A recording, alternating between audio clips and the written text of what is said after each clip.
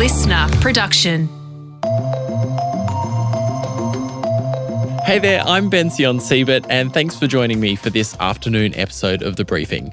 Before we get into it, just a heads up, in this episode we'll be talking about eating disorders and body image.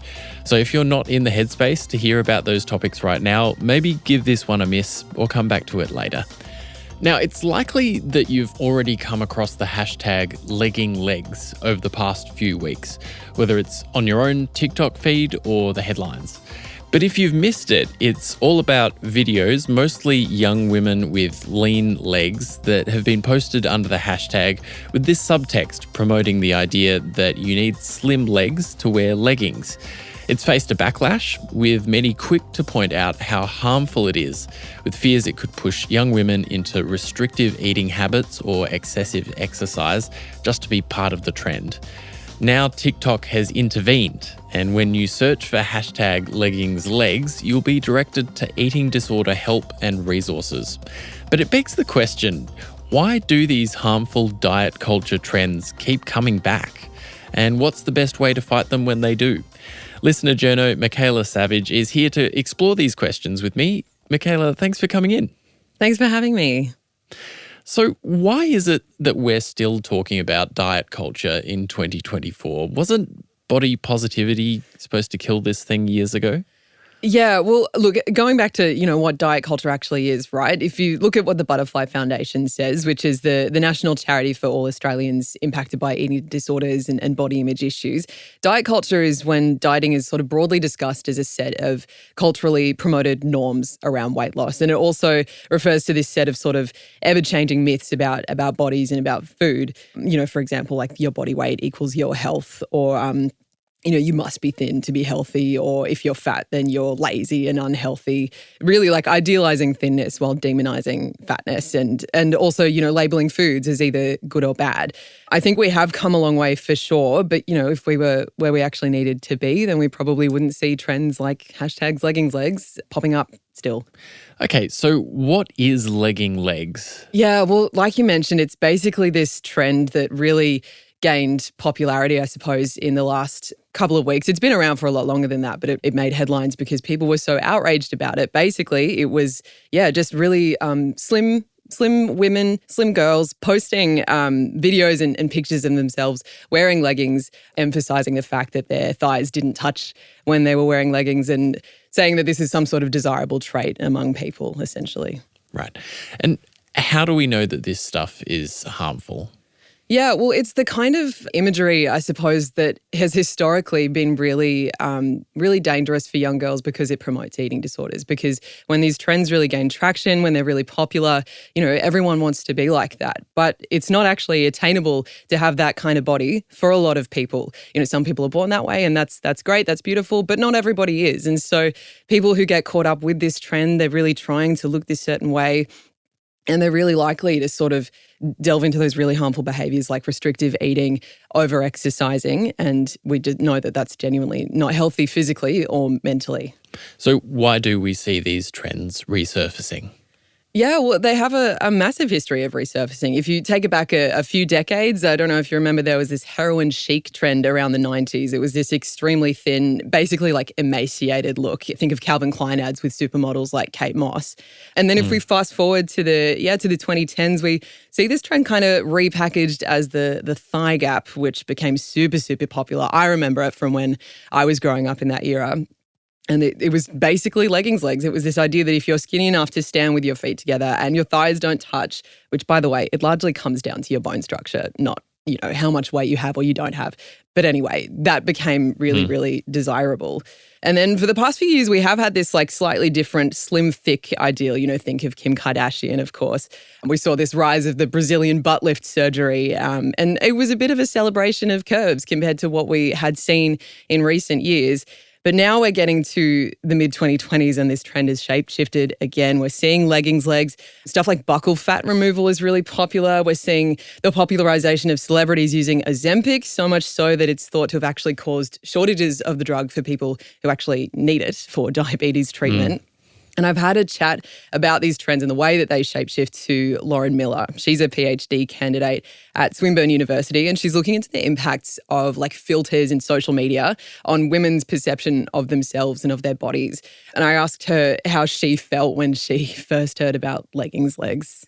Obviously, the decade cycle of body trends has come back around. We're moving back towards thinness, away from sort of like the Kardashian slim, thick ideal that's sort of dominated the narrative for the past 10 years. And because that body size was, I guess, a little bit more achievable in some respects, body positivity was able to sort of be attached to it through a more commercialized way. And that is probably going to slip by the wayside once thinness comes back into vogue. So this thing just keeps on coming back. Are we getting any better at recognizing these trends when they turn up? Yeah, well, Lauren made a really good point when we were chatting, and it kind of depends on your age and your life experience, right? Because I think young people are left quite vulnerable to these trends because they haven't necessarily experienced the other versions of them before. Whereas if you have been through the heroin chic or the thigh gap era and you've come out the other side, then you're better placed to recognize these trends and then also dismiss them. For younger people, it is sort of all brand new to them, and they've also developed a very different media literacy to millennials, because millennials obviously grew up with sort of like the rise and then the ubiquity of the internet, whereas young people have just basically always had phones. And even without the stressor of having a phone in your hand all the time, you just don't really develop media literacy properly until you have had life experience. Like, you couldn't really expect them to wade through these things until their mid-20s. I've also been talking to Melissa Wilton from the Butterfly Foundation about this, and here's what her thoughts were. Within a short time of seeing the legs trend, I started to see people actually debunking it, and that was really positive because that hasn't always been the case. But this one, I think everybody really jumped on it, and I think there are a lot of people who experienced it in the 90s and the 2000s who just went, no, not again. We're not letting this happen again. So what is the answer here? Is body positivity what we should be aiming for instead? Well, I think not necessarily. And to Lauren's point, I think it's quite easy to attach body positivity to certain trends that seem to be more achievable on the surface. But what we're actually doing is still following that trend, right? And what we really should be trying to do is ditch them, leave them in the dust and not think about them and not try to hold ourselves to standards that we can't achieve. So there's this slightly newer concept called body neutrality. I don't know if you've heard about it, but it's basically this idea that you don't really feel positively or negatively about your body. You know, you don't want to hate the way you look or the way that you feel, but you also don't necessarily strive towards loving yourself and loving your body, I should say, not yourself. And it's this kind of neutral middle ground where you don't focus on it as much. So maybe we should be striving towards body neutrality rather than body positivity. And I spoke with Melissa about this too. Oh, look, any of these trends that start to make you feel like you need to change your body shape or change your behaviours so that you have some kind of different body shape to the one that you were born with can be really dangerous, and it's really good to recognise those. It's really good to diversify your feed on social media, so make sure that you're following lots of different sizes and shapes of people, lots of diversity. If your friends or if people that you know are actually perpetuating some of these harmful trends, quietly mute them and just move on and try and fill your feed with a lot more positive stuff. And I want to mention, we've been focusing on women in this episode, but it's not just about women and girls. These trends and other trends impact men and boys. I've got friends with teenage boys who feel like it's totally normal to have the physique of a bodybuilder because that's all they're seeing in the media, basically. Even though in reality, of course, that's not normal at all. It's something people have to work really, really hard for and can often dip into really unhealthy habits in order to achieve that look. And there are harmful trends that also impact people of gender diverse identities. And, I don't want to minimize their experiences just because we're not talking about them today. And maybe we should do more episodes on other people's experiences of diet culture. But I do think this is a really important conversation to be having. Absolutely. Well, Micaela, thanks so much for joining us for it. Thanks for having me. Micaela Savage there. And there's an insightful line on diet culture on the Butterfly Foundation website.